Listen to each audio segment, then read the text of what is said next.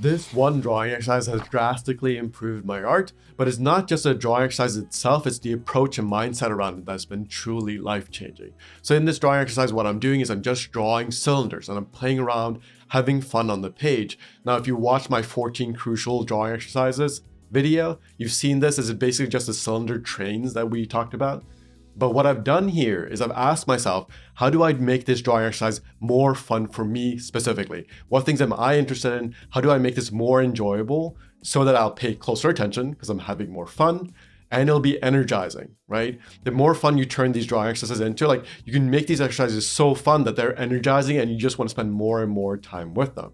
So the answer that I came to is that I love drawing plants. I like drawing organic materials.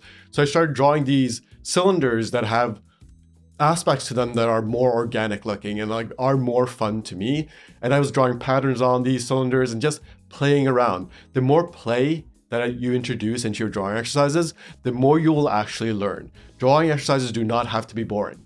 You do not have to force yourself to do boring drawing exercises. You do not need to draw 1,000 boxes that you do not care about. You can draw 100 boxes and put silly faces on them, maybe draw a couple of patterns on them. That way you get to practice your technical skills while also having fun. You do not need to separate these things out, right?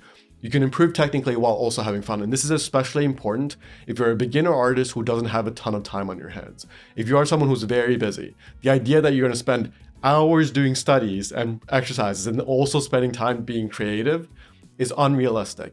You only have a certain amount of time in the week, especially if you're a hobbyist, which is probably why you're watching this video. Most of my audience, you do this for fun, you do it for the love of it. So don't ever fall into the trap of doing studies and exercises that don't mean anything to you. You can always ask yourself the question, how do I make this drawing exercise more fun for me specifically? What am I interested in?